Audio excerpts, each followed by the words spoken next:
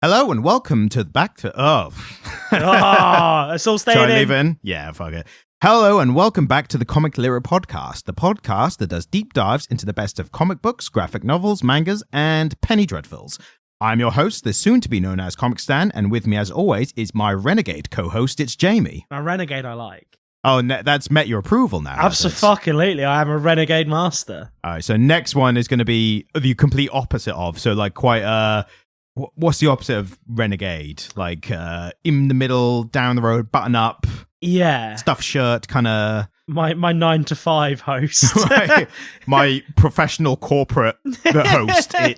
It's Mr. Jamie. Absolutely, yeah, Mr. Jamie. No surname. I don't know if renegade is that like old school music, something like the renegade sound, that kind of thing. Yeah, back at it again with the renegade master. Yeah, I figured that's something you would know.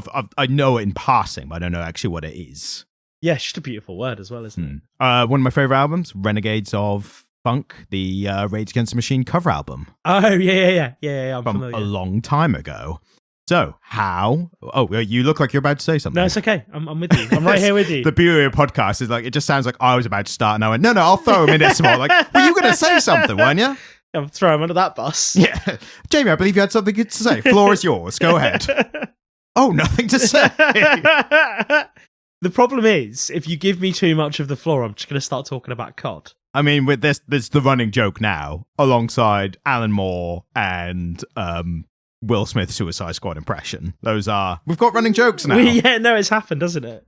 Fantastic. And soon we will have many more, and then we'll forget about the original ones, and the circle of life will continue until they're just all written by AI eventually. Exactly. Yeah. Oh no, don't. I can't. Right. Not today. All right. How are you doing? How do we find you on this day of podcast recording? I'm in a good mood. I've been buying a lot of furniture on Marketplace, which means by proxy I've been doing a lot of really shady drives with like full bookcases resting on my shoulder in my little hatchback. So it's been fun. I've enjoyed it. I mean, of all the shady drives that can take place, the fact that you're transporting bookshelves is probably makes them not as shady, really. I think the problem is that there's a certain legality issue to having a 4-foot car with a 6-foot bookcase poking out the back of it. Yeah, it's a good thing we record these in advance because I assume we're going to beat whatever the statute of limitations are for not securing down a bookshelf in your car is. Yeah, I think I'll be okay. Fantastic. How are you? What have you been up to? Not too bad. I had a bit of extra time, so I have been catching up on comics,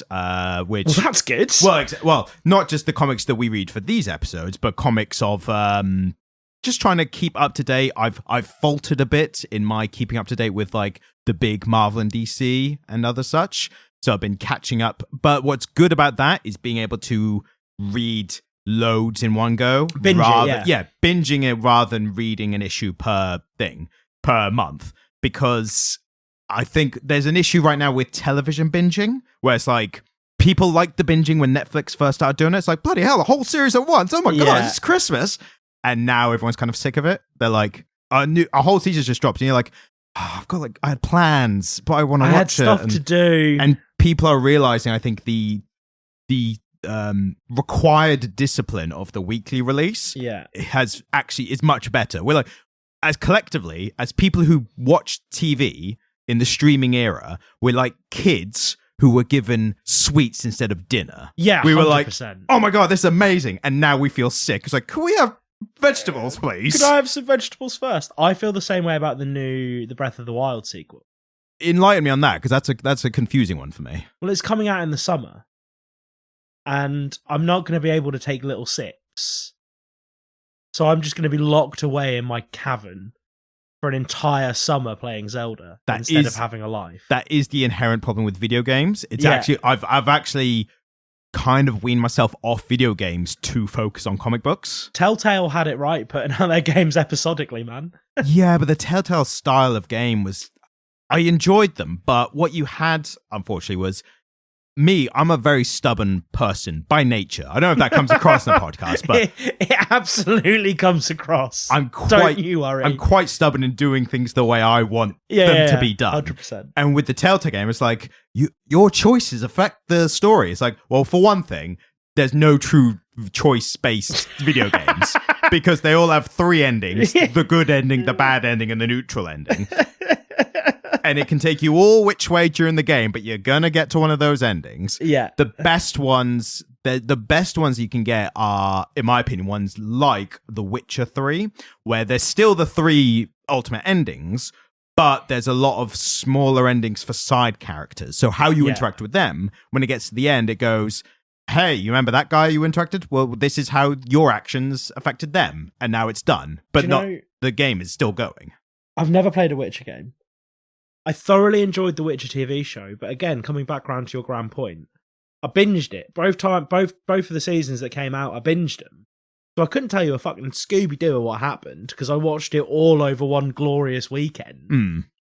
I think there's a difference between like TV shows and comics, because the comic style, the monthly release, I think it's so antiquated. I think we're still dealing with when they were issues sold on like newspaper stands. So when they were sold like that, you economically, I think you could. I might be wrong on this. This could be a topic that we do for a Barely Literate episode or something. But I think there was some kind of economic reasons why they could only do like 20 pages based on like the old printing presses and publication stuff like that. Whereas nowadays we have trade paperback graphic novels that are released. They're 150-ish pages, and they're just here's a book of comic book, essentially. Here's a graphic novel. But now, because they still try and do the monthly release, like Marvel and DC especially, and even Image and Boom and Dark Horse and all the rest of them, I think they're still doing the antiquated version, and 20 issues a month for me is enough to completely forget the story in between each time. 20 pages a month? Sorry, 20 pages. Yeah, 20 pages a month. 22, 23 technically.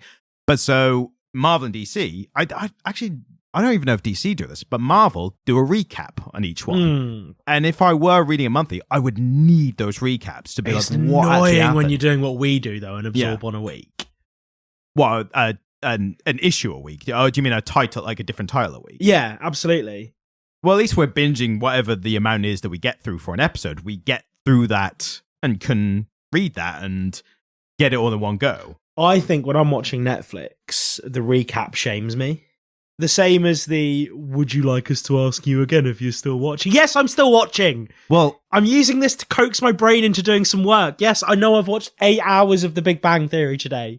I get it. Just please leave me alone, Netflix. I mean, anyone would be ashamed if they did that. But the point is, that little wry smile. the recap is... Let's not gloss over that. That was cruel. Oh, it's Big Bang Theory. You hurt my feelings. The thing about...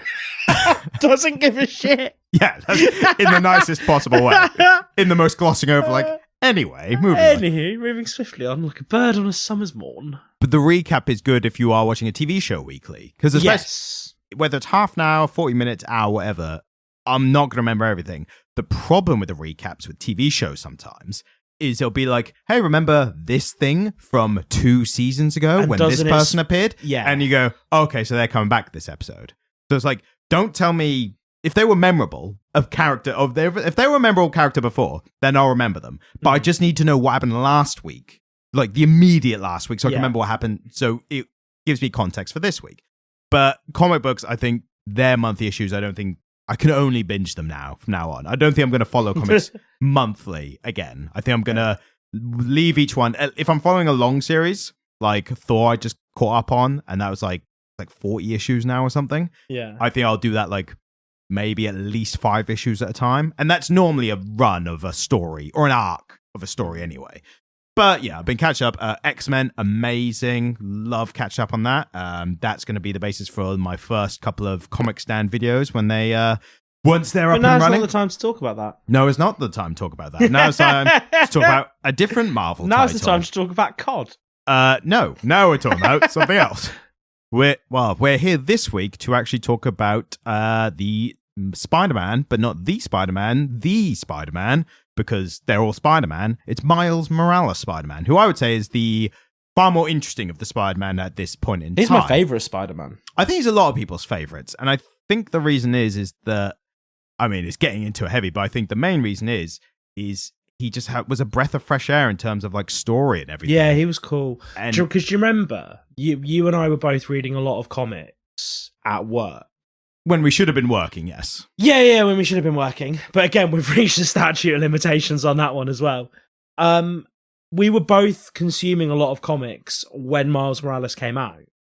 And I forget who, but one of us came to the other and was like, have you seen this new fucking Spider-Man run? Like, it blew me away, that first Miles Morales run. Well, what's interesting, I think, is I don't think either of us saw the proper first Miles Morales run, because that took place in the Ultimate Marvel universe. Oh, right. So it was like deep cut Marvel nerd shit. He kind of started as like he grew to cult fame, or not even cult fame, but like, I don't know how would you describe it? It's like only the diehard fans know it, and then the rest was a of the cult fans. hero. Yeah, so he was a cult favorite when he started, because he started this Ultimate Marvel universe. Yeah, and it's interesting with that because the reason he started there was the Ultimate Marvel universe was kind of like a throw shit at the wall and see what sticks. Yeah. Well, as we've talked about this over and over again, haven't we? Anything that the big two do that's new or interesting is a throwing shit at a wall experiment, isn't it? Yes, and one where they definitely feel like this isn't our main thing, so we can experiment a bit. Interestingly, I forgot to get this kind of research ready, but I actually, for the first time, I actually remembered it from my own actual brain. Do you know who created Miles Morales? No. It was Brian Michael Bendis. Do you know what else Brian Michael Bendis wrote? Well, you're going to have to remind me. He wrote cult favorite of the show, the comic book series, The Ones. Oh, no. Yeah. No, is that the same chap? Same guy. So the thing with Brian Michael Bendis is, and I think this does Michael apply. Bendis, do you know what, mate? We were unkind to you when we read The Ones. Justifiably. Yeah, no, it was shit. It wasn't biased. It wasn't out of nowhere. I had to sit through an hour of reading a hot pile of garbage that you fucking wanked out over an afternoon. But Miles Morales, cool as fuck. Is Brian, what's his name? Brian Michael Bendis. Could you allow me a moment where I do something that isn't massively politically incorrect? I mean, you've made me more nervous than if you just asked for a second to do something without it. May I inquire as to his ethnicity? He's white. Oh, well that's interesting, isn't it? I think he wrote it from a point of being like, we've only had white Spider-Men and Spider-Women, so let's shake it up. And I think they were interesting choices in making him half black, half Hispanic, and I think that helps with. I don't think that element of it matters. I was gonna say I think it helps with more his feeling of growing up and not knowing his place. I think that's an underrepresented part of the society, because these days more and more people are multi-ethnic for multiple ethnicities. Mixed race, Sure. The term we use. So we, like you, the most Scandinavian-looking Viking. Yeah, me and all the other whites. I'm part Nordic, part Swedish. Mixed race is the term that white people currently think is least offensive to people who are mixed race or black or brown. Yes. So unfortunately, we do decide. It's really sad, but we kind of do. And also, if you're listening and you disagree or you think it should be something else, write and let us know. Love the discourse. Always want to hear back. Yeah. And I think with him, it helped give across this feeling of not necessarily not belonging, but just feeling like his identity. Like that's the point of a young Spider-Man or Spider character. It's lack of identity, yeah. It's finding yourself in the world. And it's always drawn between, because the Spider-Man, Peter Parker, always drawn between normal Peter Parker and superhero Spider-Man. And I think that added another dimension of feeling where you are. Which is fascinating, because the way that Miles Morales is always pictured, he looks prototypically African-American. Yes, he does. He's pictured to be the prototypical African American male, and he lives in Brooklyn, which you would think that actually a young black man in Brooklyn would have a really strong sense of his identity. And so I can understand why adding that other kind of cultural influence in there, but it doesn't. Again, it's one of those things that it's a neat thing that they did, but I never really feel that influences the story or Miles's choices very often. I think it's more of a representation of his active choices in life because, and this is based off, I don't know if this is being explored as much in the comics or not, but I know in the Spider-Verse animated movie, which is fantastic, really good, amazing. If anyone's not seen it, say get out of your way to see it as soon as possible in time for the second one, which also looks good. That's coming out soon, which we will. Well, there's a sequel coming out. That's kind of why we're doing this episode. Oh fuck! I didn't realize. So it releases soon after the release of the film. Shit. Yeah, I enjoyed it so much. I really liked John Mulaney. Yeah, Spider-Pig. Yeah, amazing. He was so good. The scripting for him was amazing as well because it wasn't just like I'm an animal, I'm a cartoon animal. Isn't that wacky? It was like they're all meeting, and Spider-Man Noir's like the darkness and everything, and the Japanese anime Spider-Man is like She's a like. She basically looks like Hatsune Miku in a mech suit. Yes, yeah. And that's all like of that style. And then you've just got John Mulaney Spider-Ham, who's like, pleased to meet you. My hands are wet because I just washed them. Like, perfect line that I would never think of to like encompass his character. It was like they're throwing a Looney Tunes character into the middle. Exactly. That was 100% the thing, yeah. That's what they were going for, right? Yeah. But I think with Miles Morales in the Spider-Verse film, one of the juxtapositions of his character is because of his intelligence, he's sent to a great prestigious high school, where he's one of the few black people in there or mixed race people in there, and he has to reconcile with not wanting to be there because he doesn't feel like he fits in. But everyone else around him is telling him, like, this is your opportunity to get above what you think you deserve in life, that kind of thing. And actually, he just wants to hang out in Brooklyn, and he just wants to experience... With his Uncle Aaron, who is the kind of pulling the opposite way character, who he idolizes. And his uncle's like shady as fuck, even he's the before. big bad, isn't he? Well, in a way, yeah. So, I mean, spoiler for the Spider-Verse, but it's a long established Let's thing not in the get film. into it. Yeah. Let's not get into it, well, I because think it's a whole tangent. It's worth getting into. It's that it's an interesting one where the Prowler is not really his big bad as such. It's more of a character point. Yeah. At least in my opinion. Others might disagree, but I feel like Miles Morales, he's not really had a big bad in the Prowler, but he's had a constant character point of having a relative who is a supervillain, and trying to reconcile with that. And Prowler himself has jumped back and forth between good and bad, depending on I think what point they are in the volume, or whether it's rebooted or not, or anything. But it's always been an interesting point, and I think that speaks even more to the juxtaposition of his character. Yeah. Feel like he wants to be a hero, but he's also lenient on his supervillain uncle. And so I think he's a very well-written, interesting character. And I think these are all we've said are all the reasons why he took off as he did. Because he was this new breath of fresh air. I think it's interesting that within the kind of way that Marvel is being released and written now, we're already at the point where we're a handful of revisions separated from the original character. Like, we're already... What we're reading, what we're talking about today is already a reboot from last year. Yes, exactly. That's an important one, I think, because this episode, I think it's kind of going to be generally about Miles Morales as a character, and also about the specific title that started in late last year. So it's the newest issue, the newest volume, 5 issues. It's just started. It's kind of, I thought it was an interesting one to pick up because it's not necessarily, I don't think, the best that he's had in terms of comic runs, but it's interesting to see where the character is now. I feel like I'm missing a lot of context for a lot of it as well. There's little bits that when I read, I thought, oh, Jamie's not going to know that. But I think only maybe 1 or 2 bits I think were like even semi-important to the story. Would you say you understood the story? You didn't, it wasn't like Meet the Skrulls where you're like, I don't know what's happening. No, I got what was happening. Obviously, I didn't recognize any of his villains. The big bad from the 5-issue run. Yeah. So, yeah, they were new. I got real Green Goblin vibes. Yes, I made a note of that. I felt like they were trying to... before it's only 5 issues, so we are just talking about it all together. No spoilers or anything. I'm just saying that because people might be like... care. Oh, this sounds... no, what we have to do before that is how would you recommend this story? We're not doing that today. Come on. We're just getting into it, man. Like, this is us getting into it. This is jazz, baby. Yeah. And now it's your solo. Go ahead. Oh, no, motherfucker. You used the parlance of jazz against me. I was lucky that there are solos in jazz because I didn't know that 100% when I said it. It's like, think of a musical term. Take it to the bridge, baby. So I'm a human. You can't just do that instead of the recommendation. You can't just make mouth noises and expect to get out of it like you do always.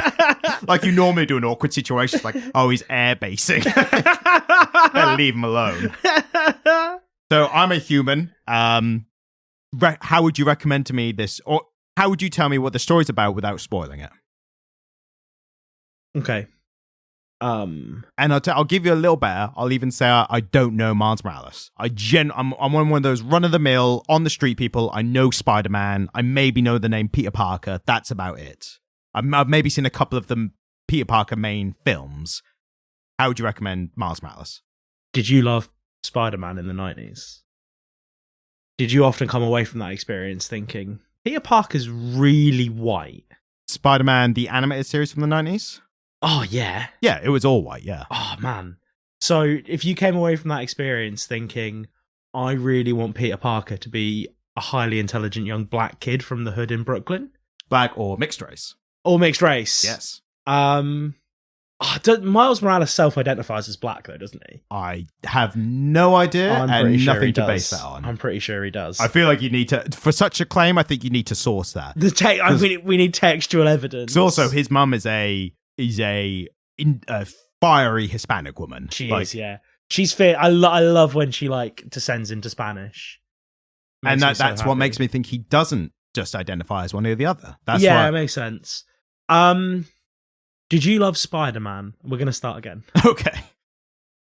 If you loved Spider-Man in the 90s, you loved Spider-Man in the 90s, but you wanted something with a little bit of a darker edge. Maybe you wanted to see Spider-Man get into some detective work. Yeah. Then this is it for you. Fair. He does some detective work then. I mean, maybe. I don't want to spoil it. It sounds like he does some detective work, but I feel like but that's also that's a vague enough recommendation that I'll allow it. Yeah. So the 5 issues that you read, did you enjoy them? I enjoyed parts. There were I think it's kind of right.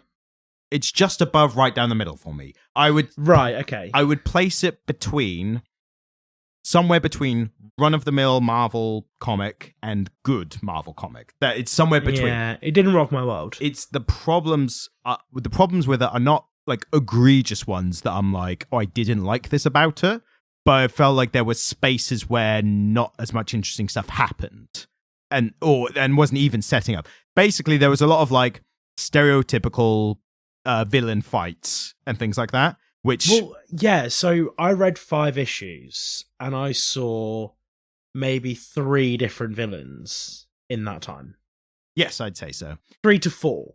And do you want me to do the blurb?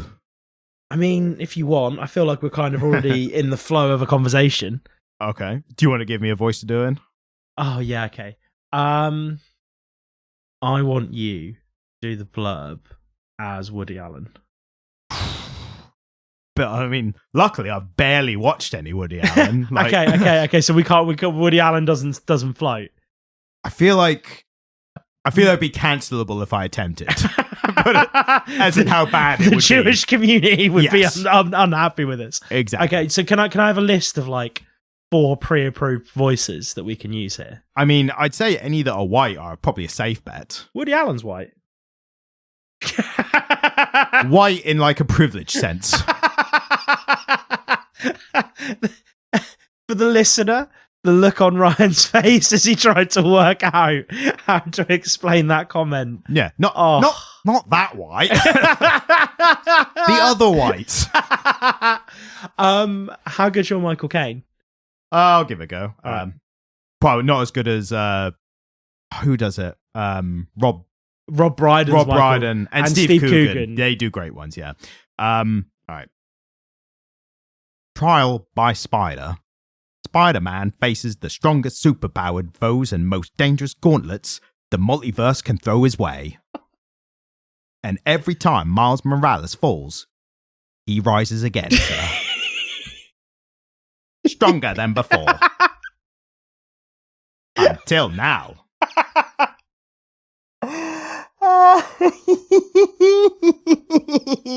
There are some punches you don't get up from, and a new villain isn't pulling a single one as they threaten everyone and everything Miles loves.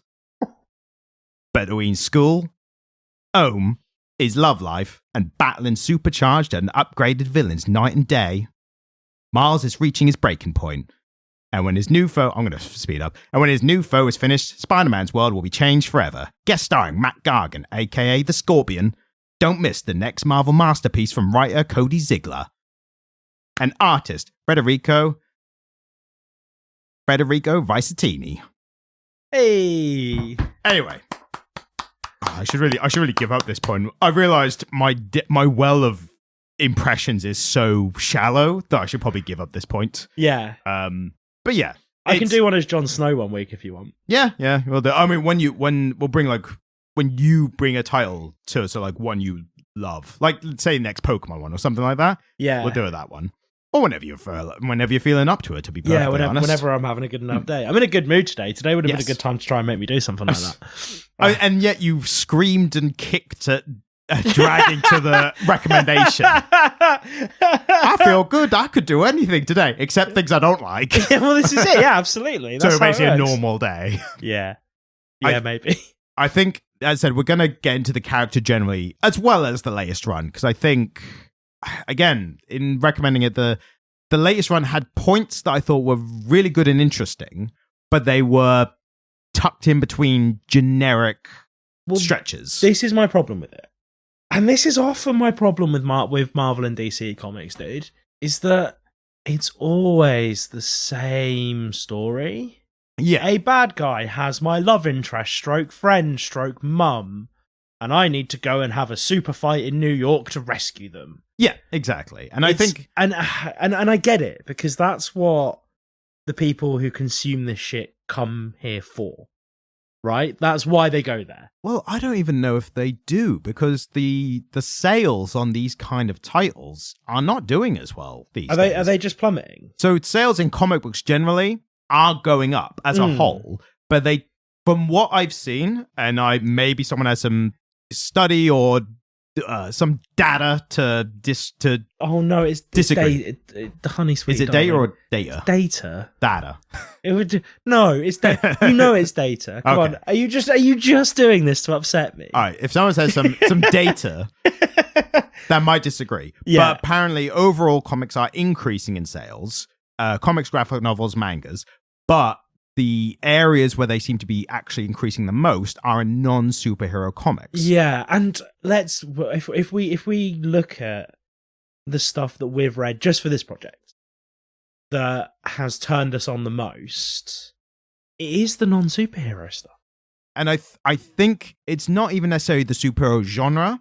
It's characters that are considered too big to fail. Yeah. And by too big to fail, normally that's an economic thing for like, McDonald's can never go out of business because it's too big to fail. What I mean here is I think they're too big to be given risks. Well, do you know where that expression "too big to fail" comes from? David and Goliath. It's not that they're too big. It's not that they're so big that they will never fail.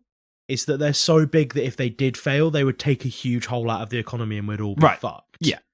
So and that's the thing, isn't it? I suppose that's where these characters live in their universes, is that actually a really, really bad Superman run or Batman run or Spider-Man run or Iron Man run would take out a big enough chunk of their profit share that it would shareholders would get upset. Yeah. And it's that simple, isn't it? They have to play it. They feel like they have to play it kind of safe in the middle and say, look, we need X, Y, and Z to always happen because we can't risk it not happening and people not buying it. I suspect that's the thing. I'd love if there's any insiders to Marvel or DC or anyone who can provide an insight. I would love to hear it. I'd be fascinated to know what kind of decision making goes on with this. Yeah, I agree with you, because there is this top level corporate decision making that's happening and deciding that I imagine you could cast a net out within our audience alone and find a bunch of people passionate enough about comics and who are good enough to as writers that would be able to give you an interesting and novel Superman story. It's not a lack of talent amongst the writers. There is a lack of willingness somewhere in this production chain to give us anything exciting, to the point that actually, when I first read Miles Morales, 5-6 years ago, it was incredibly fresh, incredibly novel, incredibly exciting. And then I read this run and went, oh, it's a bit stale already. Yeah. And I think somebody left the bag open. Yeah. And I can give you a prime example of the talent being there and not being utilized. One of my favorite runs of a superhero title is actually a relatively recent one, and I hopefully will do at some point. I've mentioned it to you, it's the Immortal Hulk. And that was at a point where the Hulk character was kind of like this, same old again. He'd just been killed off in Civil War II. Bruce Banner was killed, and then he came back briefly as a plot point in Civil War II, and then he was dead again. But then his death actually was the catalyst for this new series by a writer. The art was amazing as well. I never looked up the art, so I really need to, because the art was really dark and gothic. They at one point they use a panel from, is it do you know the artist who did the Jupiter eating his son? Do you know what I mean? I do. I can't remember his name, but he was an artist who was this kind of actually relates to this. He was an artist who did a lot of kind of safe stuff in terms of his art, and he was relatively well known, even though I can't remember his name. I'm going to look it up, but he was relatively well known as just normal artist.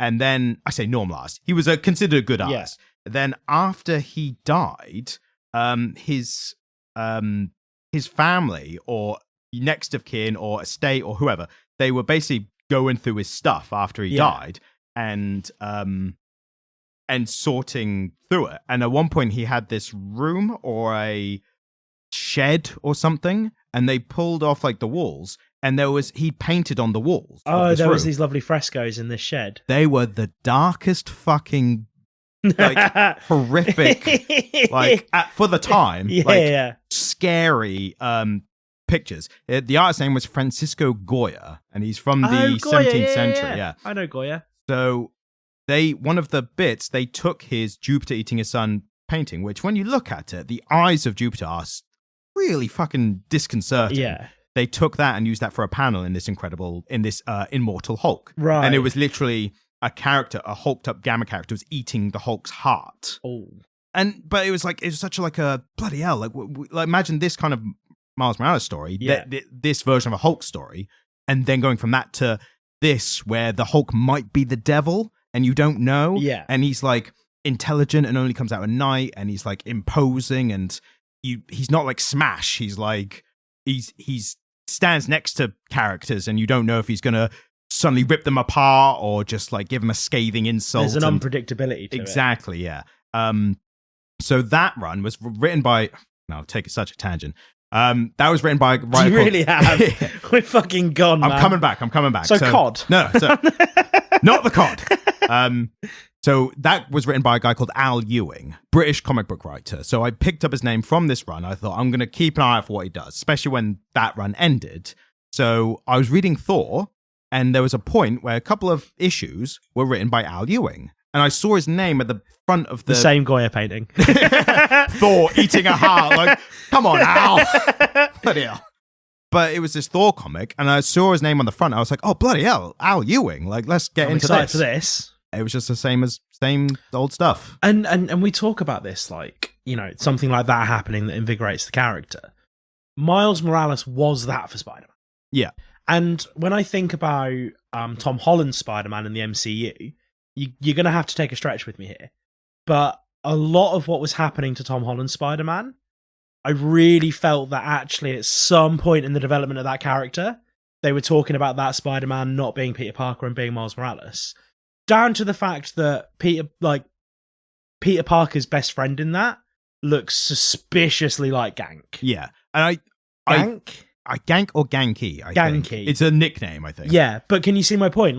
Actually, when at the point where they were able to bring Peter Parker into the MCU, the most interesting stuff that was happening at that point for Spider-Man was the Miles Morales stuff. And so they used a lot of the story beats and a lot of the stuff from the Miles Morales comics in the MCU. And it was, he had that effect, and we've now gotten to the point where we've come full circle, and actually his stuff's getting a little bit stale. So I agree with your specific example. I disagree on the overall use of the Tom Holland Spider-Man. I think that he was more influenced. I agree that that friend is obviously pulled from Miles Morales. I think everything else was more of them going back to the original Peter Parker. Yeah, who was a much younger Peter Parker. He was a 15-year-old Spider-Man and doing all the stuff, balancing high school and Spider-Manning. Isn't that what Miles Morales was doing? Yes, but so the point I was going to get to was that I think Miles Morales, they took what worked originally with Peter Parker and then they gave it the modern update with Miles Morales. Yeah. I think that's with some extra stuff as well. But I think that's kind of contributed to his success. They're going back to the well of what originally made Peter Parker work. The problem with Peter Parker is they've inevitably aged him over the years, and they keep going back and forth with making him something different, and then going back to the safe route where he's struggling again. Well, because Peter Parker's present here, isn't he? He might be dead at this point, actually. Well, so I've heard. So yeah, there was a couple of panels where Miles was sort of saying, "Oh, this is what Peter would have said to me, and, you know, I miss him," kind of thing. And then Tiana started talking about him as if he was alive, and I was really confused. Yeah, and to be honest, I didn't know as well. I stopped reading Amazing Spider-Man, the Peter Parker run, because it was just so boring. Nothing interesting was happening, so I just gave up on it. Yeah. I might go back to it. Just to work it out. Well, no, not even that. It's funny, actually. The guy who's writing Peter Parker Spider-Man right now, he said fans might be really angry with May's issue to the point that the writer might not go to like comic conventions because he thinks people are going to be so angry with it. So naturally, I'm like, what's he done to Aunt May? I don't. No, the May issue, the issue coming out. Oh, I see. Yeah. Sorry, easy mistake with the prominent character called May in it. Yeah, but that's interested me. But then I'm like, are they just saying that so people will buy that issue? Yeah. But then, like a gimmick like that, you can't keep doing it. You can't be like, oh, that issue was actually fine, but the next issue, that I'm gonna get cancelled for that one. Like, it's not an ongoing thing. So I'm interested to see what it is that they think is gonna anger people. But the problem with Peter Parker Spider-Man is they keep evolving the character into new areas, and then they go, oh, the sales haven't like reached all-time highs, let's go back again. So he gets married, and then he gets divorced, and then he gets married again, and then Mephisto makes him forget that they were married to give Aunt May another day in one of the worst Spider-Man stories of all time. And then he's a billionaire. He's got Parker Industries. He literally becomes a billionaire. Well, that's the Peter Parker that we see in the Spider-Verse film, isn't it? No, so that's the Peter Parker that I remember from the first Miles Morales run. Yes, so when we were reading around the same time, that was post Secret Wars 2016, 2015, around that time. 2016, yeah. And so they rebooted all of the titles. They rebooted them after under the banner All New, All Different. They weren't new, they weren't different. But Peter Parker was a billionaire. Yeah. And then I always credit these references. This is not my take. This is from the Weekly Planet podcast. Oh, but they were talking about the billionaire Peter Parker, and they was like, and then he just dropped his billions down a drain. He was like, oh, shucks, and now I'm not a billionaire anymore. Yeah. Like, that's essentially what happened. Because the Peter Parker we got in Spider-Verse, he was kind of getting a little bit chubby, and he was down on his luck, and he was divorced, and he was unhappy, wasn't he? Yes, exactly, yeah. But even then, they moved him forward, because we see in the trailer for the next one, he has a kid. And that's a cool reference. There's some like alt universe Spider-Man where him and Mary Jane have a kid. Yeah. And they call her May Parker. And her nickname is like a spider. She has spider powers. Yeah. So her nickname is Mayday as like a character. That's cool. So that's a cool thing. I hope they do more with her as a character. I think that'd be cool.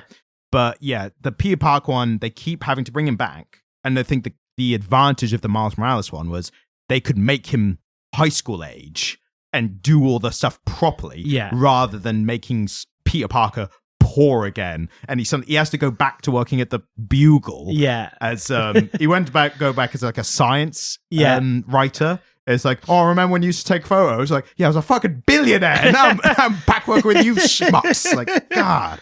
So yeah, but I think that's and maybe that's part of my issue with superhero comics is this constant need to reinvent characters and bring them back and retell their backstories. And I feel like it's a roll of the dice for me every time I open a Spider-Man comic. Yeah, 100%. Am I going to get something interesting, or am I just going to watch his uncle die again? Yes. And am I just going to hear his uncle tell me about the weight of responsibility once more?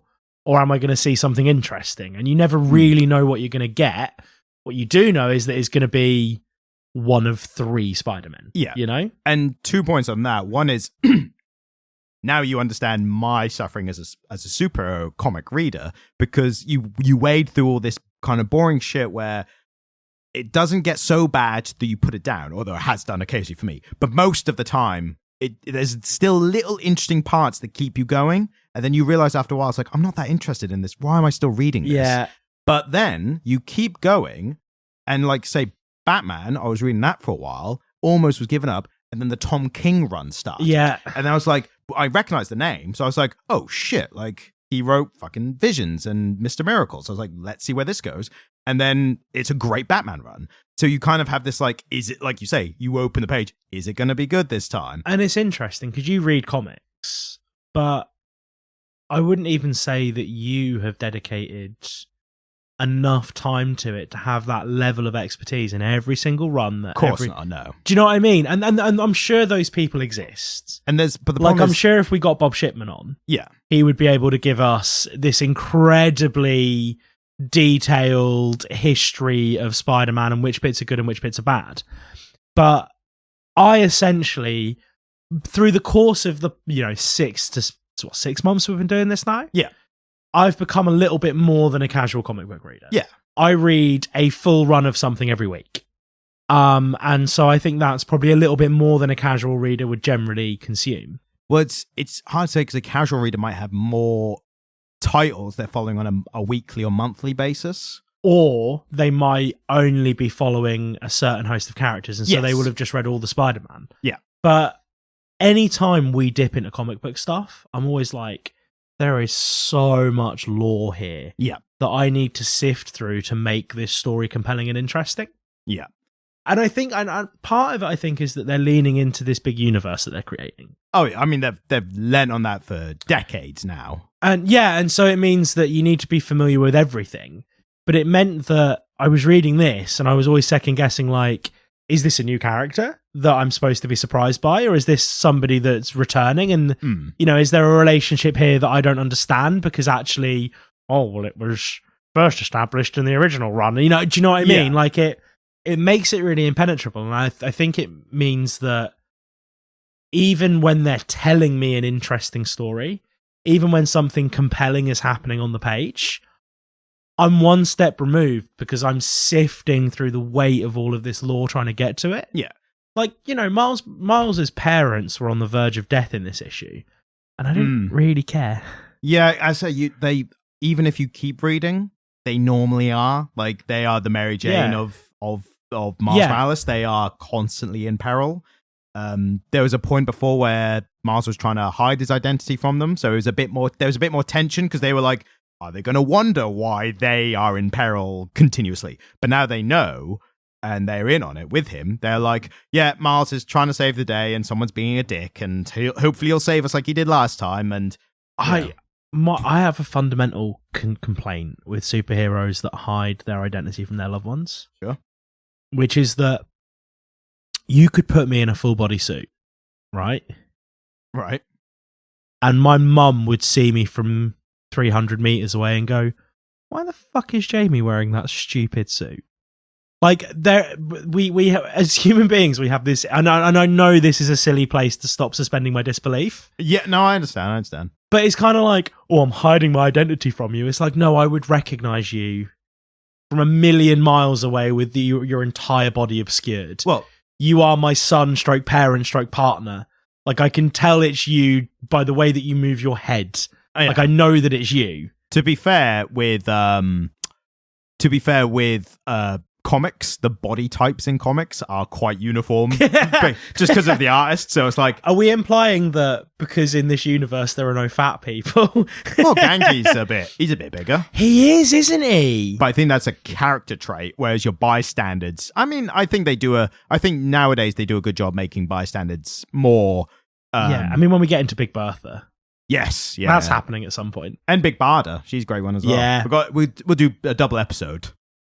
The double episode. Big double stacked. I knew it was coming. Yeah. But no, it's no, I get that, and obviously, you know, I'm aware that I need to suspend my disbelief to enjoy this shit.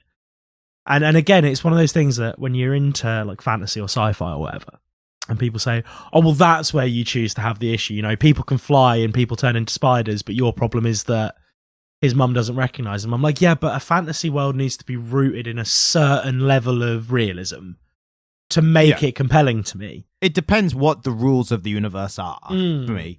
But then, like, that is something that has been addressed somewhat in other characters. Like, Superman has a whole thing where, because his identity was just glasses, the other writers over the decades since have introduced other aspects into why it works. So there's little things like, sometimes his glasses are Kryptonian technology, so they create like a distortion where when he's wearing them, people don't see him properly. But then there's other ones where someone's shown his posture. So when he's Clark Kent, he's hunched over, and when he's Superman, he's standing up straight, and like little things like that. In the Spider-Verse film, when Miles is talking to his own dad, he's like, yeah, thanks, Officer Davis. Thanks for your help. I remember. And it's funny to us as the audience because we're like, why is he putting on that voice? But like this, you know, his dad never met Spider-Man before. Here's his voice. And mate, there's a thing about there is a cognitive dissonance that comes with seeing someone doing fantastical things. Yeah. And not even thinking it's possible that they could be someone in your life. It's kind of like, it's like seeing like a celebrity on TV, like in a main Hollywood blockbuster film that's all around the world. And if someone you knew there was someone who lived next door to you on the street, you'd be like, it'd be such a weird feeling that I think you wouldn't be used to it. And that's why that kind of helps. I've experienced this in my own life when I was doing karate to a really high level and I was doing a final in the national championships. I won, you know, I was really like lucky or whatever. And I won. And I came out of it, and my dad said, I couldn't believe that was you up there. Yeah. And it's like, oh yeah, because you were watching me do something to a really high level. Like you were watching me excel at something, and you don't watch me train every day. And so I can understand that. There's a really nice bit in Pratchett about that. Right. Where the wizards are talking, and they basically say that people will go to great lengths not to see something that doesn't fit into their worldview. Yeah. And it's the way that magic gets past people in the Discworld. Is that, you know, people in Ankh-Morpork are just like, I just don't want to know. Yeah. Like they're just seeing all this fantastical shit happen around them, and they're like, yeah, just get on with your day, go to the pub, it'll be okay. It's a good thing they do in the Batman films and stuff as well, where they kind of more visually show it. Like the playboy billionaire Bruce Wayne, it's not just I'm a playboy, so why would I be a superhero? But it's how he acts around people. He's like so nonchalant and like meek, but not in like meek in a rich playboy kind of way, where he's like, I have people do everything for me. Like I can't do anything myself. I've got a butler who dresses me. So when he's presenting that to the world, when people kind of think like, okay, who could actually have the resources to be Batman? They go, well, there is a billionaire Bruce Wayne over there. It's like, I've seen him and he's such a weed, like little Bruce Lane weeping about his parents again, like or like getting drunk with like ballet dancers like he does in the film or stuff like that, like or just being a cock, like just being an unlikable person. Batman's another. We've not talked about a Batman title, and I think that's largely down to the fact that you know that I would vomit if we had to. It depends on the title. I just find like I'd probably do a Killing Joke if you made me. And why is that? Because it's good. And why is it good? But because Batman's barely in it. You know who wrote The Killing Joke? No. You don't? No shit. Of course it is. No fucking shit. Did Alan Moore write The Killing? Really? Yes. Well, it's his biggest one. It's why another reason why he's so famous. He wrote one of what's considered one of the best Batman stories of all time. Alan Moore wrote A Killing Joke. Yeah. Oh, it's so good as well. Exactly. Oh, Alan. Every time, mate. You surprise us every time with how good you are. I never knew that. I read it years ago. I thought you knew, and that's why I was like egging you on, like, and? No, honestly, mate, I genuinely didn't know. Well, we'll have to do that at some point. Maybe that'll be the one that we do for the next Batman big release. We can. There'll be something coming up. There's something. There's another happening. Robert Pattinson one coming, but I think that's not till like 2025. Do you know what? I try not to give it too much. I'm not saying that, you know, my mind is a temple or anything. Like, I consume garbage regularly. But people have their own garbage. Yeah, this is it, and it is not my garbage. Yeah. I mean, I dislike reality TV, and getting at you earlier for watching Big Bang Theory, I also watch pro wrestling, and I know exactly how people who aren't into that think about that. Yeah, it's... Oh, man, there's something to be said for something that you can put your brain into autopilot for. I think the problem is that actually the people who really, really like that stuff try and elevate it to the, you know, heights of high art. And I'm like, it's not high art. It's silly. It's camp. I see. I'm of a different opinion that I think things can be both. I think there can be high art elements in things that are that I think things can be higher and stupid at the same time. The ridiculous and the sublime. Yeah, and I say that as a wrestling fan because there's some wrestling matches and storylines and stuff that I'm like, this is good storytelling. Like, this is engaging storytelling. And also I appreciate the storytelling aspects that happen within the match. So without dialogue or script or anything, that it's just a story told in pro wrestling medium. But again, that is to me because I like the medium. And if someone doesn't like the medium, they're not going to appreciate, but this is the best version of it, you know? I think that's what people find in invasion sports. I think that's what people find in, like, football. Neither of us are really football people, are we? But my friends who are like, look at this play, look at how beautiful this is. Yeah. And when they tell me about it, it's very rarely the raw technical aspects. It is a narrative that they're weaving around these two blokes passing a football back and forth the pitch up to each other and popping it in the goal. Yeah. You know, it's poetry in motion. I know that's a really well-worn expression, but I think that's what people get out of it. Yeah. And I have far more respect for the football fans who are like that, who are like, I like this team because they're like these players or they do well in this or whatever. And I like watching matches because I like seeing how it's done or whatever. I have far more respect for those kind of in-depth, essentially football nerds. Yeah. I have far 100%. more respect for them than the people who are just like, oh, I watch football because everyone does. And my team is my hometown. I'm like, you don't even sound like you're that into it, but you commit to it regardless. Like that seems weird to me. I hate the ones that just go and fight. Like that's like, I can't think of any medium where like, just go fight on the street. You don't need to wait for a match. You could just get into it with the police anytime you want. Like, why wait? They'll have a go. But they're like, I need to fight people because we're on different teams. It's like, we aren't fucking nomadic tribes anymore. And I was about to say it's tribal. Yeah. One thing I'd like to get into is what I do think was the interesting points of this title. Because again, what I was saying earlier was there are good points that keep me going in titles like these. And it always kind of, I have to weigh them against the boring parts. So one of the things that I found interesting, Steel Yo Thunder. Yeah, sure. Is the same thing that we see happening in one of Tom Holland's Spider-Man films, which is where these low-level street villains start to get really good kit.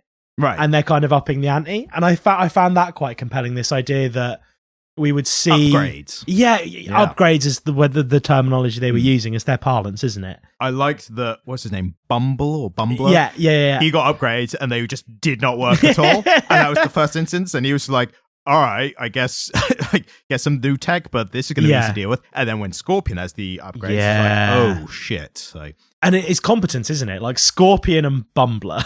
Yes. I know which one of those two people I'm more afraid of. It's good to have that scale of villains. I like it because it's not like they would just all be of the same vicious level. Yeah. You do have like the very street level, like who gives a shit, and then you've got like your Venom or Green Goblin or whatever, where it's like much higher stakes. And Miles made that distinction, didn't he? There was a point where he was a bit down, and he was like, "I'm just gonna go get on the streets. I'm just gonna go have a scrap with a street villain." Yeah, exactly. I liked that there's a running thing with Miles Morales, which is unique to him, where his relation to the original Spider-Man. So the Scorpion making the joke of, "Oh, was the real Spider-Man too busy?" And I feel like that's something he has to deal with in assuming this mantle. And and I suppose we're only just starting to see that because we're getting all these second generation people who are taking up the mantle of original. I mean, in the comics, it's been happening for about 10 years now. But But like they were introduced probably over 10 years ago. But now they are now themselves institutional characters. Yeah. So so we're actually we're not watching Miles be in awe of Peter Parker anymore. We're actually watching him try and step out of his shadow. And it says something as well, that the title of it is just Spider-Man in big letters, and then you've got the smaller part is Miles Morales. So it still distinguishes it, but whereas before I think the title would have been like Miles Morales Spider-Man. Like it would have been all of that. But it's a good realistic thing, because I think it would have been a bit too like, I'm Spider-Man now and everyone's going to call me Spider-Man and no one's going to acknowledge that there's a different one. It's like, it feels realistic that everyone's aware of the situation. I think it's the best way of doing it. I think because, when we read these things, we're aware that it's all being slotted into a wider universe. If everybody in the narrative, because that's the best word for it, despite it being a bit wanky, wasn't aware of Peter Parker, it would be a bit jarring, wouldn't it? Yeah, exactly. Especially in New York. Yeah, Peter Parker himself was from Brooklyn, wasn't he? Yes, yeah. Which I remember from Captain America Civil War, where him and Cap's like, where are you from? It's like Brooklyn, and Cap's like, Queens. So. Yeah. Isn't Tom Holland Spider-Man from Queens as well? No, Brooklyn. He is. Oh, no, sorry. No. Tom Holland, no. Spider-Man, original Spider-Man from Queens, Captain America from Brooklyn, and Miles Morales. I think that's how it is. Yeah. I'll tell you one part I really loved. Like, this was generally I thought this was actually a refreshing thing, but I'm scared it was kind of a gimmick in the moment. Yeah. But when Agent Gao, who I'm fairly certain is a new character, I don't think she's appeared before. I liked her. Yeah. It was fun. When she is going over the cost analysis of him saving the day. Yeah. And that's almost like a critique of the genre. Yeah. Yeah. And I think it's good because it addresses the cost between the damage from the fight and the amount of money Scorpion was trying to steal, which also was insured. Yeah. And that's kind of like, you probably shouldn't have even bothered. Yeah. But it then does also acknowledge at the bottom, it's like, but you did save someone's life. So like, that's priceless. That's more priceless. And I'll excuse you for this monetary, for this monetary difference because you actually did save someone's life. And it again, I think stuff like that roots it more firmly in a realism, because actually, if there were superheroes running around our world, that would very quickly become the conversation. Yeah, and that's a point in Civil War to an extent. That's more like bystanders casualties. Yeah. What's the word? Casual bystanders. Collateral damage of bystanders. Yeah. But that's also a point in a great Batman title that we could do. I think you would actually really like. It's called Batman White Knight. And the plot of it is the Joker, as almost like a fuck you to Batman, takes a bunch of antipsychotics and becomes normal. And it really... So Batman is suddenly the unhinged one? Well, kind of, yeah. It becomes a critique of the whole Batman thing, because there's a plot in it called like a Gotham reparation fund. Yeah. So it's a fund kind of funded by Wayne Industries, but also the elite of Gotham. And it's meant to be when some shit happens with the supervillain, we come in and we rebuild and repair the city. It becomes a point of the story where it turns out that that's actually like a cover for corruption. Right. And people are using, the elites are actually using that money as like a money laundering thing. So that's a good example as well of like the realism of if this actually happened, becoming a plot in itself. And that's why with this, I liked it. I liked this. I actually loved this interaction. Yeah. But I was scared that this was just going to be more like a oopsie daisy and then never mentioned again. Whereas I think it's a good motivation for Agent Gao to be antagonistic to Miles Morales. And even he's not like, oh, she's just being a bitch or whatever. Like, he's like, yo, she has good reason. Like, she makes good points. I'm not going to stop what I'm doing, but I really like this idea that the authorities would be trying to keep the superheroes in check. I mean, it's part of the. I mean, I suppose it's kind of part of the undercurrent theme of Watchmen, isn't it? Yes, and that there needs to be these checks and balances to what these enhanced people are doing. Yeah, and that is also Civil War essentially as well. That's as the whole. You pointed out, it's the whole the responsibility. I think I read Civil War. It's a great comic, far better than Civil War 2. And do you know who wrote Civil War 2? Oh no. Brian Michael Bendis. Brian Michael Bendis. I like that we're very quickly establishing the heroes of the podcast and the villains of the podcast. He's the antithesis to Alan Moore. No. If there was an Alan Moore comic book, Brian Michael Bendis would be the villain. Maybe. I mean, he's still successful in Marvel and DC. He's with DC currently, I think. Yeah. He jumped ship and it was like a big deal, and he wrote Superman. Thing with Brian Michael Bendis is he's good at concepts and premises. Like I said with the ones. Like, I like that initial concept. He's great at those. Miles Morales. Yes. Fucking brilliant character. And he created Jessica Jones.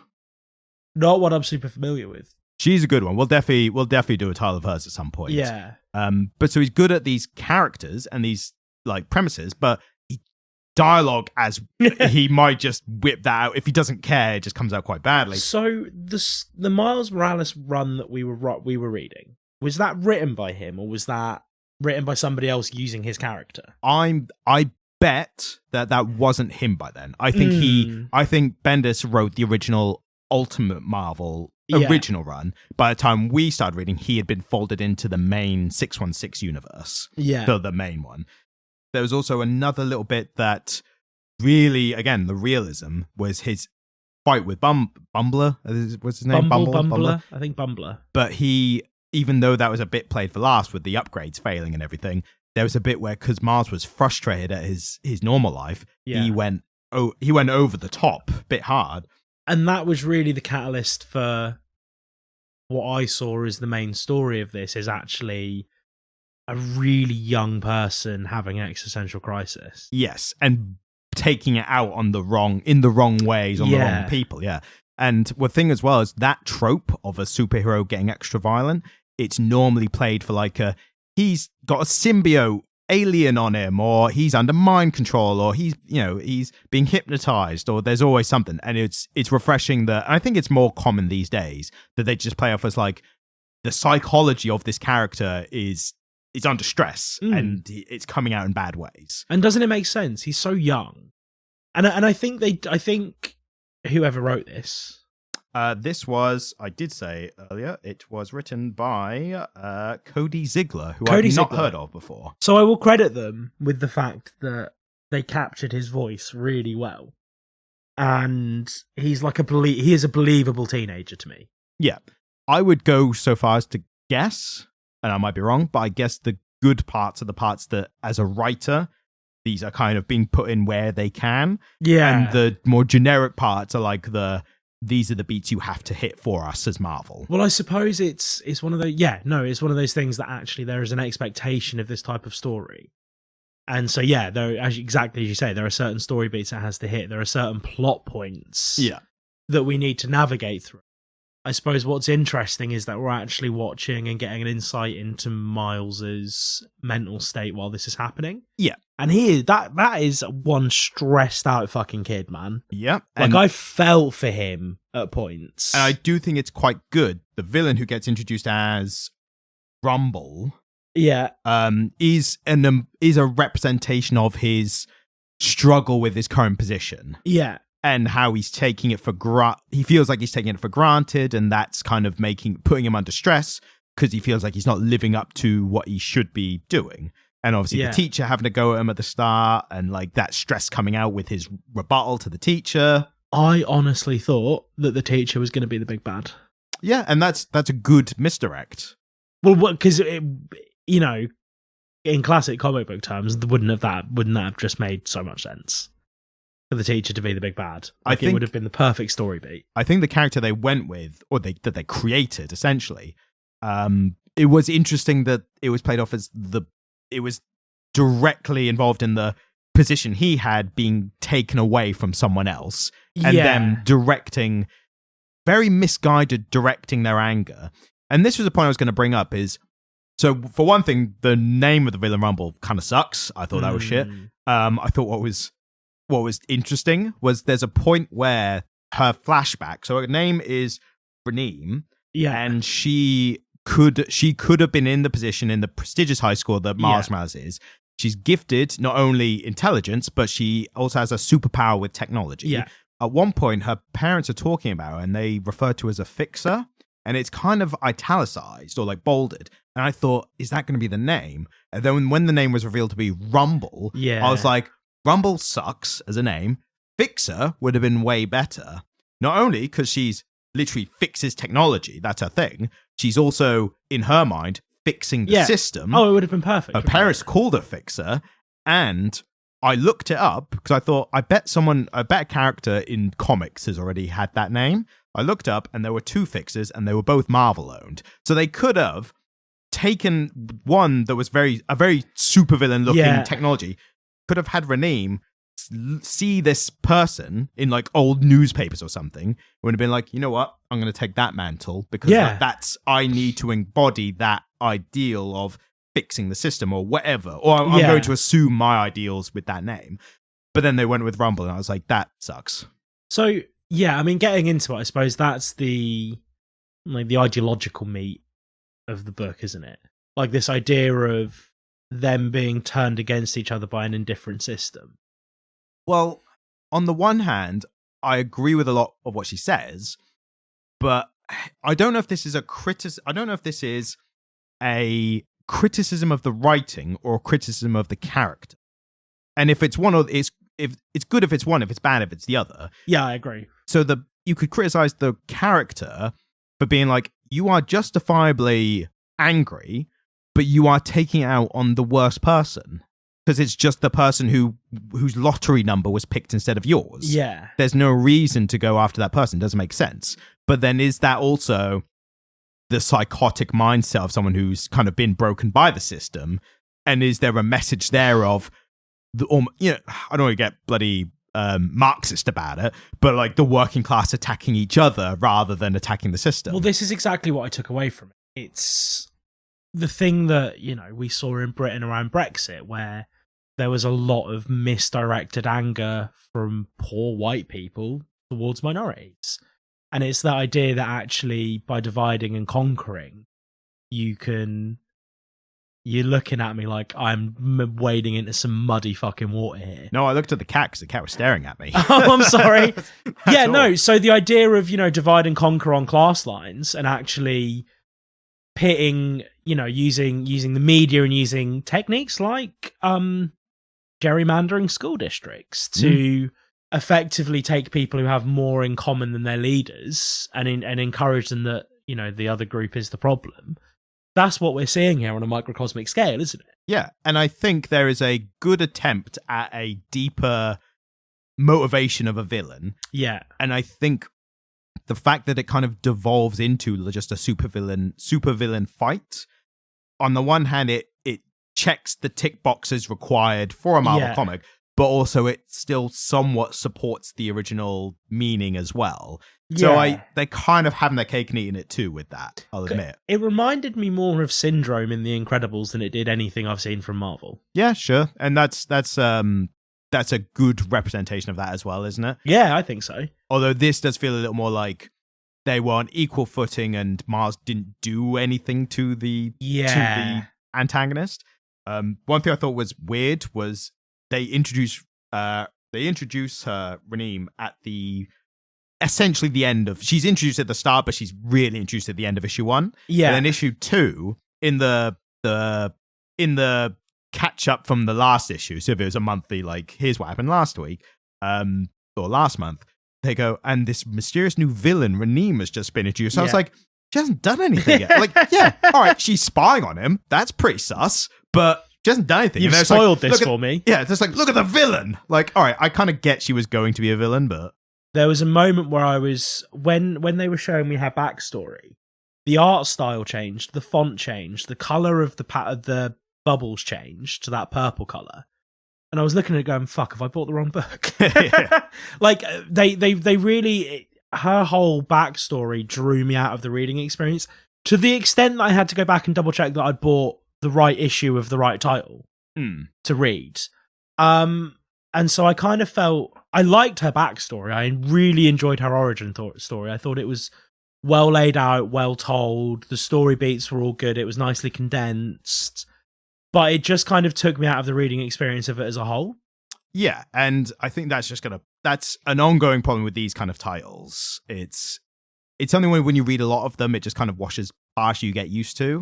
And ultimately, I have complained in this very episode, I have complained that they didn't introduce characters to me. Yeah. And I've complained that they did introduce characters to me. Like, I'm going to have an issue whatever you do. You can be critical of both ways. Yeah. There's a good way and a bad way to do everything. And I think that applies to this kind of thing as well. One thing that I thought was interesting it was interesting that it wasn't brought up. So I thought I'll tell you when we get here. The character Tiana. Yeah. She is the granddaughter or grandniece of the Vulture. Who's the Vulture? Vulture is one of Spider-Man's enemies. He was the, Tom Holland Homecoming. Yeah. He was that character. But in the comics, he's more like spandex with wings. Wait, so she is the granddaughter of the Spider-Man villain whose daughter Peter Parker was dating? So in Homecoming, yes, but I think this character, Tiana, was born after Homecoming. Right. Okay. So it wasn't another Miles Morales point used. It was just something else. I just think it's interesting that they've used. Yeah. Do you know what I mean? If you mapped out that family tree and put it all in the same universe, it's just funny, isn't it? I mean, everyone's related to everyone in there. It's like Norfolk in that way. Hey! Yeah. New York in the Marvel universe is like Norfolk. Kids, you heard it here first. I did also make a note of something that you already brought up, which was the goblin pet. Yeah, it just... And do you know what? I enjoyed that they used that visual language because they didn't go full green. They didn't put her in a silly mask, but it was just the way she was moving, her posture, the way her powers functioned reminded me of the goblin. And again, what we're doing here is... on some level, it's a retelling of the old Peter Parker stories with new characters. And so isn't it kind of cool that that's the way they made her look and made her powers work? And on the one hand, there's two ways to look at it. Because on the one hand, if you were an aspiring Spider-Man villain and you hadn't made your stuff yet, you could be like, well, who's the enemy that's given a Spider-Man superhero the most grief? And you go, oh, Goblin. Oh, maybe I'll copy that. But the other way you could look at it is, he's not really beating him. Like, the most he's done canonically is like he killed Gwen Stacy. And that was also kind of technically Spider-Man's fault anyway. Yeah.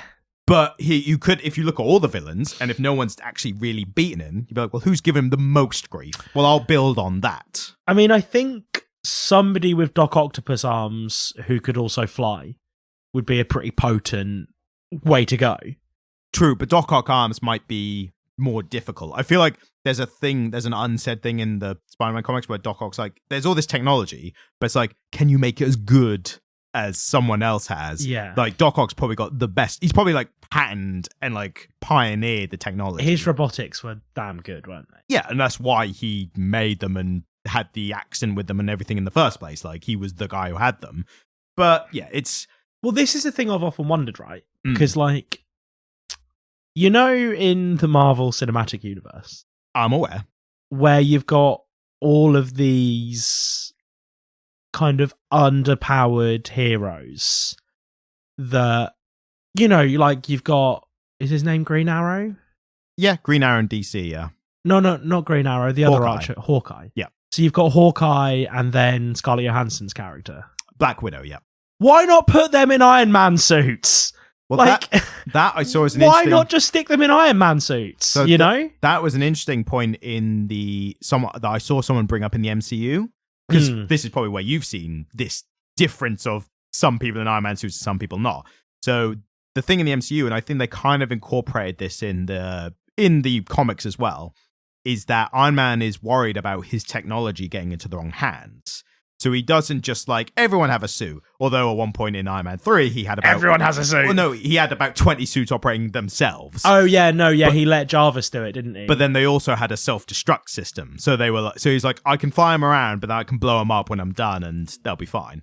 And then in the MCU, he does make suits for his kind of most cared about. Pepper Potts, and in Infinity War and Endgame, Spider-Man. Tom Holland. Because he feels responsible for him. And there is a phrase about when he's making Ultron, it's about putting a suit of armor around the world. Yeah. So he's kind of putting them around his loved ones.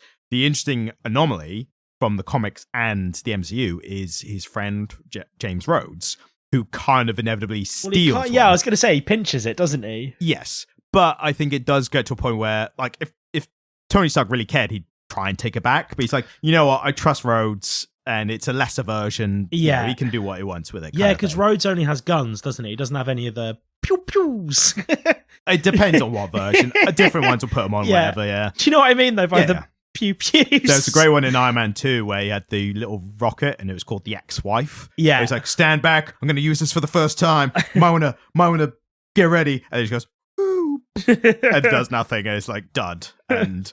So yeah, it's you can apply all sorts of things like, why doesn't everyone just do this or that? But there's always some kind of internal thing, like especially with Hawkeye, like it was got into in the Matt Fraction run, where he kind of does what he can because the sense of pride, where he's like, I'm contributing what I can because I don't want to rely on other people. Like that's how he's got to the point in the first place of being an unpowered person, standing on the same stage as Thor. Well, Thor and the Hulk and Captain America. A literal god. Exactly. So you got to think like, yeah, they're kind of back up to the main players. Yeah. But like comic book nerds might be like, ugh, I wouldn't, like if you were like playing a game, you were like, I don't want to be Hawkeye. Ugh. But it's like, if this was real life, imagine the normal human who gets to that level. Yeah. Like that's insane. Like that's more than our current Olympic champions, like that level of like human existence. So,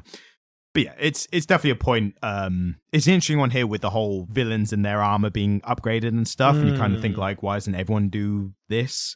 But well, I suppose the thing is here is that what's her name? Raneem. So Raneem is the reason that all of this stuff is getting better, right? Like she is just going and upgrading all of their kit and helping all these people that she knows have a vendetta against Miles. I don't know if they explicitly... I might have missed it. I don't know if they explicitly said it. Again, that was kind of the feeling I had coming away from it. I don't It makes sense for everything. Yeah, I guess so. Yeah, they might. That might be something they come back to later. If this isn't just a 5-issue run, is it? No, it's an ongoing run that just started recently. So maybe we might come back to it, see where it goes in the future, or I might come back to it. Like I think this will be one that I try and follow later, just to see if it does. I think this will be one that I come back to in a few months. Yeah, I'd like to see if the interesting points we've identified develop any further or not. That'd be interesting to see. I think if this became a story about Miles battling with the complications of running the double life and also the wider implications of his existence and his work and, people trying to put checks and balances on him, it could be a really interesting story. Yeah. If those are the things they choose to develop, I think it could be a really interesting read. Yeah. Another interesting thing I just remembered, and we'll end on this point. There's one thing that wasn't really addressed here, except for like one or two lines, which I thought would be interesting for you to know. His dad, I think Aaron Davis is his name. Yeah, he for the longest time was just like a normal guy. I think his kind of story was that him and his brother, who would the uncle. Oh, is it Uncle Aaron? I can't remember Miles' actual dad's name, but his dad and Uncle Aaron, they were like kids who were, on the streets, not much perspective or anything, like, probably weren't going to make much of themselves.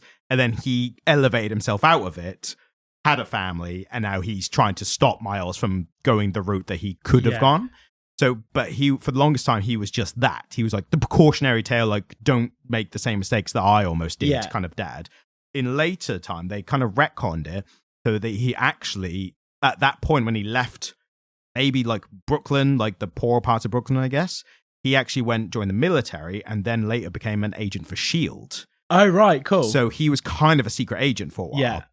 And then gave up to settle down and have a family. God, was he in S.H.I.E.L.D. while S.H.I.E.L.D. was being run by Hydra? I mean, Because that happened, didn't it? That's MCU. I don't know if they proper did it in the comics or not. That was a great point in the MCU in the Winter Soldier film. Yeah. So I don't know if they did it in the comics or not, or if they did, if it's still canon or whatever. But what's interesting about that, the reason I bring this up, is he actually then confides in Miles before, I think, maybe even discovers he's Spider-Man, or maybe after. But he basically shows that I also have lived a double life. Yeah. So it's again reinforcing that trying to balance two lives. So he said for a while he was in S.H.I.E.L.D. while he had a wife. And then when the wife became pregnant with Miles, that he then battled this double life and decided to leave it all behind. So as a precautionary tale to Miles, his dad gave up the fantastical aspect of his life, the dangerous aspect, for the grounded aspect, to be a family man. And Miles now has to consider, does he keep being Spider-Man or not? And this idea of kind of superheroes as an allegory for the folly of youth, I think we see that played out really well over the Iron Man films in the MCU, where we see Iron Man grow and kind of learn about the responsibility of it all.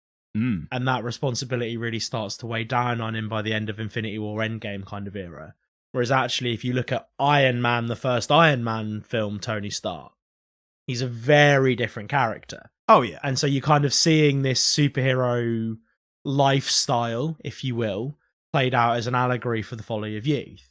Yeah, yeah. And allegory for responsibility in general, because Iron Man does take up the ultimate responsibility in Endgame by he fucking does. Sacrificing his life. So that, and the Iron Man of the Tony Starks of the first Iron Man film never would have done that. Would have never been close. But he's slowly become that person. And the Iron Man of the first film, you know, when they went back in time to try and bring everyone back after Thanos clicked them. Yeah, yeah. He would have done that without a second thought. But the Iron Man, that later, older, more mature Iron Man, had a sense of the responsibility to the people that had survived, which I don't think a younger Tony Stark would have had. And what we're seeing is, I mean, albeit somebody with a lot less power, in the traditional sense, you know, not in the sense of like superpowers, but in the sense of actual real world power, money, essentially. Yeah, fucking A. Battle with, you know, the complications of the life he's leading. I've always liked Miles Morales. I've always thought he was a really cool addition to the corpus, if you will. Let's hope that his writing gets more interesting, and or at least continues the interesting aspects. Yeah, I think we've both seen something in this book that's charmed us. Yeah, and hopefully those aspects get continued, and it doesn't just fall into the same old. My fear is, and this is why I said near the top, these kind of comics can kind of trick you into continuing them by having little interesting points but never fully exploring them. The breadcrumb trail. Yeah, or relying on, it gives you scraps of like, here's something interesting, and then it's like generic superhero stuff for a while. It's like, oh, here's another little interesting part, and then but then like I was complaining about this when I was reading Wolverine title that started in 2019. I was catching up on that, and there was a point where he was just kind of doing missions and fighting people, and it was all violent and bloody, but it was just nothing really of substance. I was like, I'm almost at the point where I might give up on this. And then the Beast storyline started, and I went, what the fuck is this? And I was like, oh, this is like one of the best storylines I've ever read now. Well, I had a real burning aversion to superhero stuff. Yeah. And then you showed me that Miles Morales run we both loved, and Old Man Logan. And I was like, oh, there's good stuff happening here. Like, there's something interesting happening. You've just got to wade through it all to get to it. And I suppose... But then again, this is what it's always been. Yeah. You know, comic books didn't start out as high art. They started out as penny strips in other comic books, didn't they? Yeah. The first Superman isn't a Superman comic. It's a strip in, Action Comics 38 or whatever? Action Comics might be number 1, potentially. I'm not sure, actually. I read it recently. Yeah. I definitely it's one we might do at some point. Yeah, I definitely want to talk about it at some point. Yeah, I think it's important for this podcast for us to do these kind of titles, because then it puts the better ones in perspective. So you get the thing like me where when a comic gets good, I'm like, oh my God, finally I'm back to this. I mean, the thing that I've noticed is that the really compelling, really interesting stuff is mostly coming from the graphic novels. Yeah. The trade paperbacks, big collections. Yeah, well, that and, you know, kind of the Alan Moore stuff. Well, I was going to bring up Alan Moore as well, actually. Yeah. There's a trailer or advert for his writing masterclass. Yeah, I saw it. It kept being advertised to me a few years ago. And the good point that I, as not a writer in any sense, I've written things, but I definitely would not call myself a writer.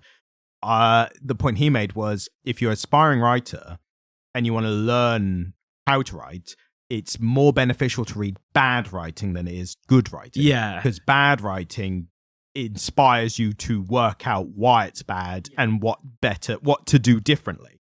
And I think with these kind of comics, and I'm not saying this is bad, this is definitely nowhere near the ones, which is now our benchmark for, I think it is, the bottom. Can't wait, one day that'll get beat. Like, that'll be interesting.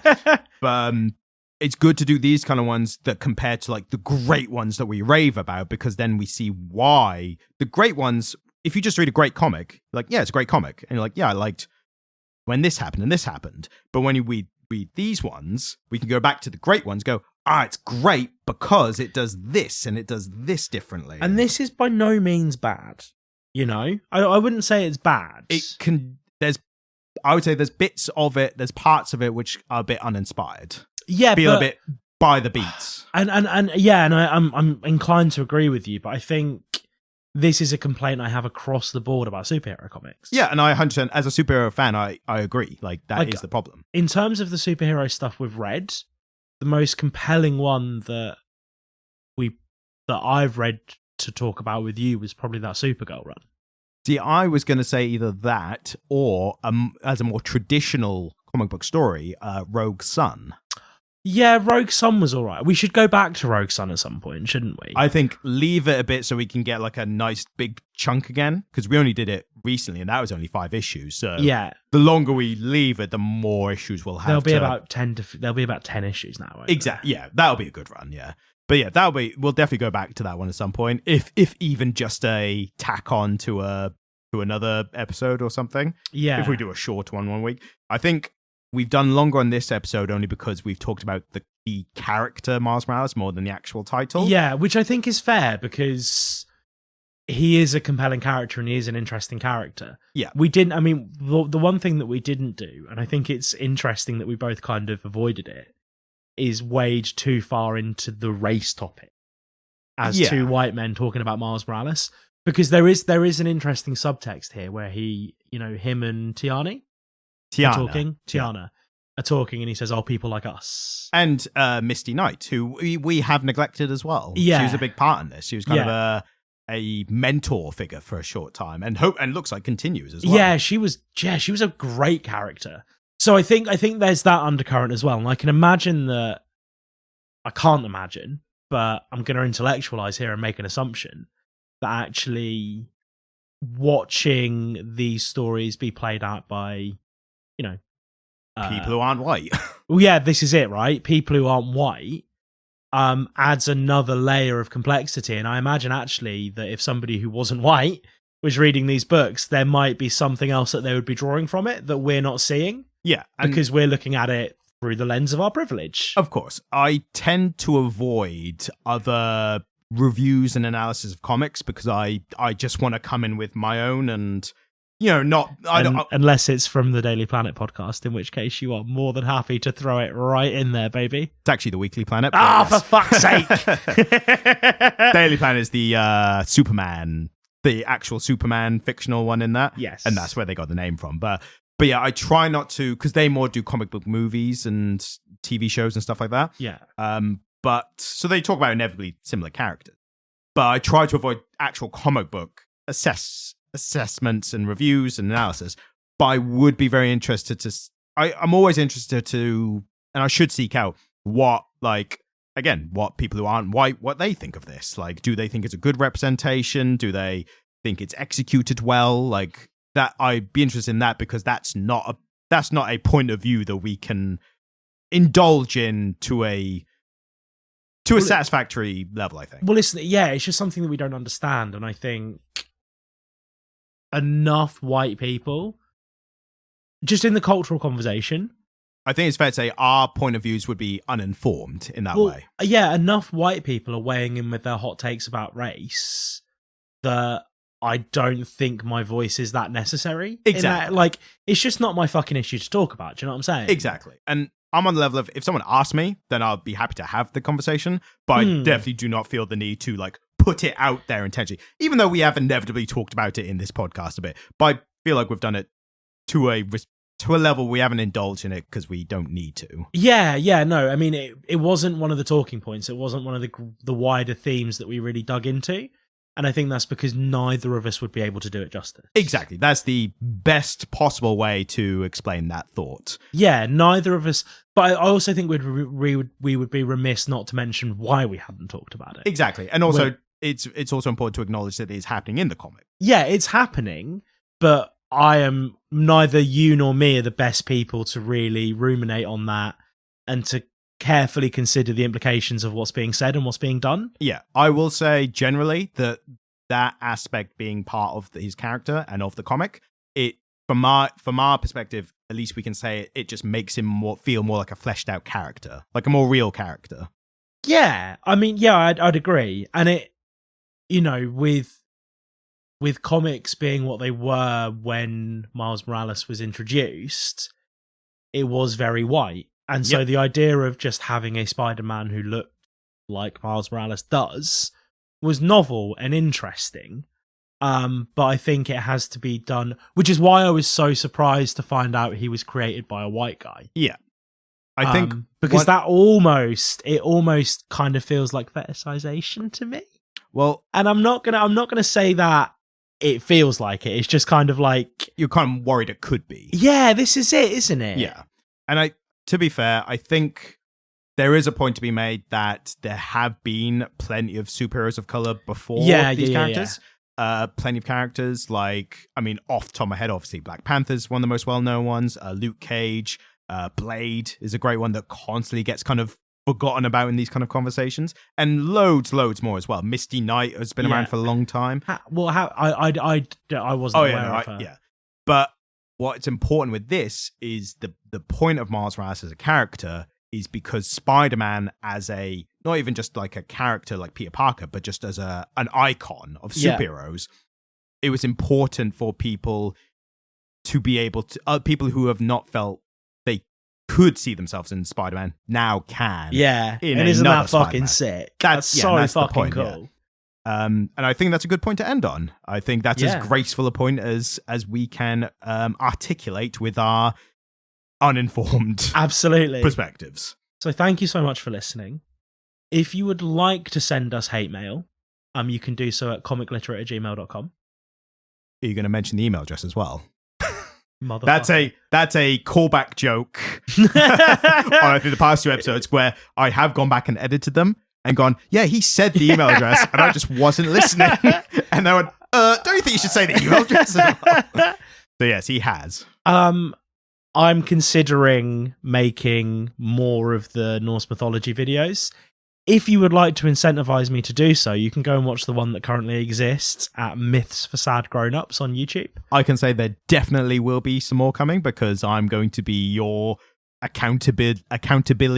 You're going to make because you're editing them. I now have to make them, right? Exactly, and and you will be for my comic stand videos once they come out. So, because if not, I will get nothing done. Exactly.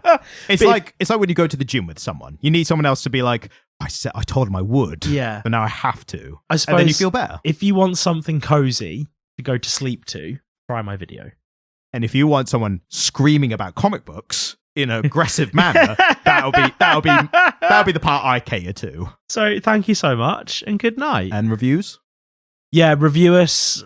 There's places, I always forget them. You could do them in app. They are the best ones I think for us are Spotify, Amazon Music, Amazon Podcast, sorry. Yeah. And God, what's the other one? You always mention Google, I keep forgetting that one. So Google Podcasts, and There's places. Wherever you get your podcasts from, we are there. Whatever listener, whatever app you have open while you're listening to this podcast, if there is a review place, just even if it's bad, just a review. And if not, just write in and tell us how cool you think we are. Hey. We need it. Bye. Bye.